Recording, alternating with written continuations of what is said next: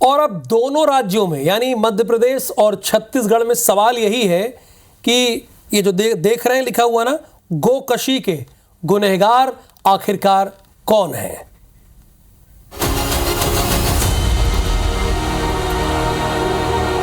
तो मैं आपको सूचना दे दूं कि गोकशी मामले में 5 आरोपी गिरफ्तार हुए हैं। जबलपुर से गोवंश के कटे सर मिले हैं। कटंगी के रहने वाले नजीर खान, आदिल खान को गिरफ्तार कर लिया गया। अब्दुल रहीम भी पकड़ा गया है। सरफराज और जहीर भी पकड़ा गया है। सर बोरी में बंद करके इन्होंने फेंका था। और अब दुर्ग आपको ले चलेंगे। दुर्ग के गिरधारी नगर इलाके में गाय के बछड़े का कटा हुआ सर मिला है, जिसके बाद हंगामा हुआ है। सामाजिक संगठनों ने पटेल चौक पर बछड़े का सर रखकर प्रदर्शन किया है। प्रदर्शन की सूचना पर पुलिस पहुंची, बछड़े का सर थाने ले गई, जिसके बाद सामाजिक संगठन के लोगों ने थाने का घेराव किया। इसे काबू करने के लिए पुलिस को हल्का बल भी प्रयोग करना पड़ा। इधर पुलिस को एक सीसीटीवी फुटेज भी मिला है, जिसमें एक कुत्ता बछड़े का सर ले जाते हुए दिखाई दे रहा है, लेकिन सामाजिक संगठन ने ऐतराज जाहिर किया। सिवनी गौ हत्या कांड पर पुलिस प्रशासन सख्त नजर आ रहा है। जबलपुर के आईजी अनिल सिंह कुशवाहा ने नागपुर के फरार आरोपियों पर 10-10 हजार रुपए का इनाम घोषित किया है। लापरवाही बरतने वाले 4 पुलिसकर्मियों को सस्पेंड भी कर दिया गया है।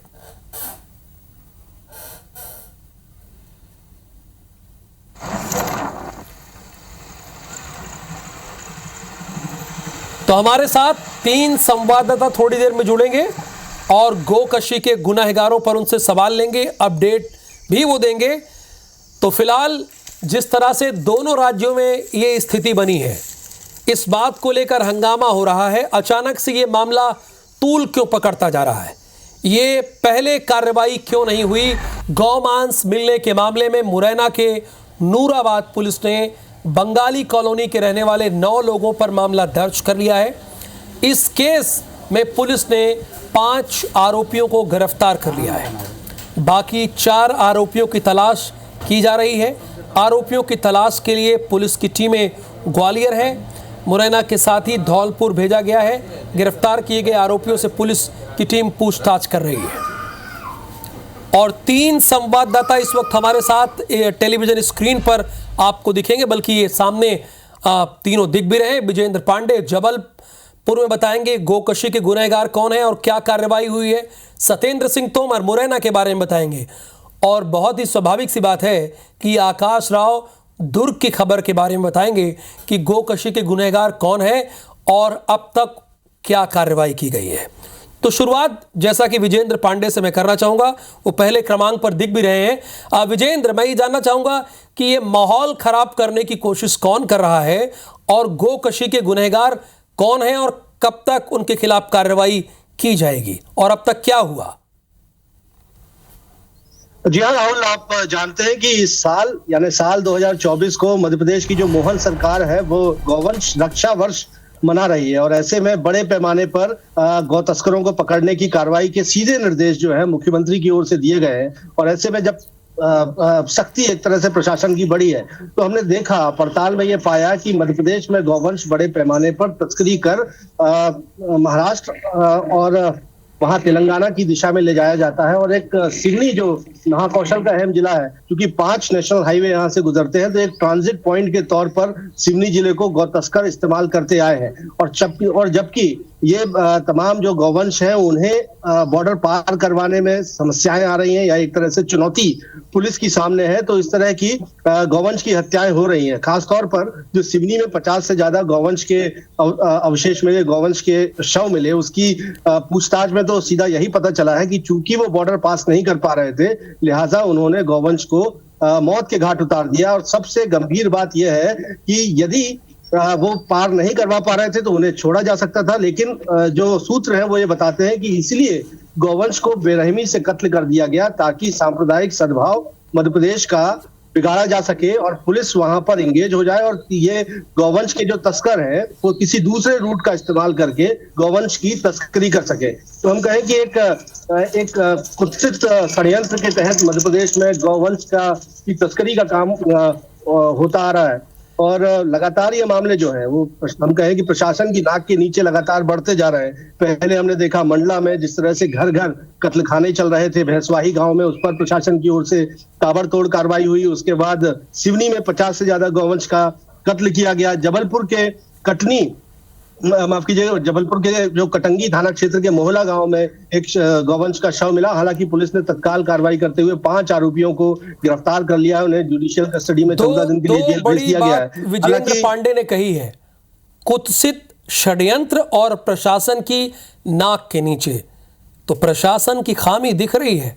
आकाश राव, अगर दुर्ग की बात करें, छत्तीसगढ़ की बात करें, तो यहां गोकशी के गुनहगारों पर अब तक क्या कार्रवाई हुई है? पूरी घटना सामने आई है। एक जो गाय के बछड़े का कटा हुआ सर जो है गिरधारी नगर क्षेत्र में मिलता है, जिसके बाद से हड़कंप मचता है और जो हिंदूवादी संगठन है इसका विरोध करते हैं और लगातार विरोध के बाद पटेल चौक का घेराव और उसके बाद थाने का घेराव करते हैं। लेकिन एक बात इसमें सामने जो आ रही है पुलिस के विवेचना के दौरान की एक जो कुत्ता है वो जो बछड़े का सर है उसको कहीं से लेकर के आ रहा है। अब जो पुलिस है ये लगातार विवेचना कर रही है, जांच कर रही है कि आखिर ये किस तरीके से और कहां से ये कुत्ते ने जो सर को लेकर के आया है।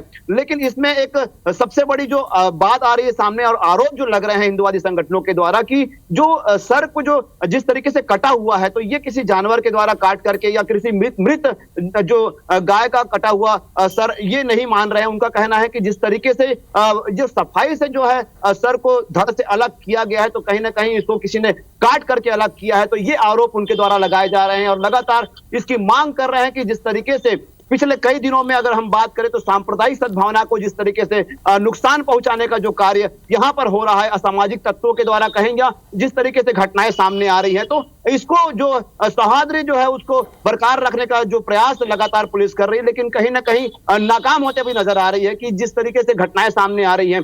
कुछ दिन पहले ही अगर हम बात करें तो भिलाई 3 क्षेत्र में भी एक इस तरीके से मामला हुआ था जो 2 समुदाय के बीच में झड़प होने की जो बात सामने आई थी। उसके बाद जो लगातार ये फिर से एक सिर कटने का जो मामला सामने आया है तो इसको लेकर के काफी तनाव की स्थिति बनते नजर आ रही है। तो और तनाव की लगातार स्थिति है और हिंदूवादी संगठनों का कहना यह है कि इसके पीछे षड्यंत्र है। जिस तरह से सर को काटा गया है वो कोई जानवरों का काम नहीं है।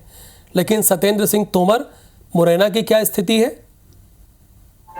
बिल्कुल, मुरैना जिले की बात की जाए तो नूराबाद थाना इलाके के ये बंगाली मार्केट का पूरा घटनाक्रम है और जो प्रत्यक्षदर्शी है जिसने बताया कि एक गाय की जो बछिया है उसको एक घर में ले जाया गया और उसके बाद उसको काट कर जो बोरे थे बोरे में भरकर, क्योंकि इस पूरे मामले में कुछ जो लोग थे अपराधी थे वो राजस्थान के भी शामिल थे और राजस्थान के अलावा जो नूराबाद थाने से 500 मीटर दूरी पर ही बंगाली जो मार्केट बंगाली कॉलोनी है वहां के लोग इस पूरे घटनाक्रम में शामिल थे और बताया जा रहा है कि ये जो गौ वंश जो का मांस है उसको ये तो राजस्थान की तरफ ले जा रहे थे। तो कहीं ना कहीं ये राजस्थान में इसका पूरा षड्यंत्र है। हालांकि पुलिस ने इस पूरे मामले में 2 महिला और 3 पुरुष को गिरफ्तार कर लिया गया है और उनसे पूछताछ की जा रही है, जिसमें 4 आरोपी जो अभी फरार बताए जा रहे हैं, जिनकी दबिश के लिए राजस्थान, ग्वालियर और इनके अलावा जहाँ जहाँ उनके ठिकानों का पता चल रहा है उनके यहाँ भी दबिश दी जा रही है। साथ ही जो आरोपी गिरफ्तार किए गए हैं उनसे भी पूछताछ की जा रही है कि ये जो पूरा जो घटनाक्रम है इसमें और कौन लोग शामिल है और क्या है,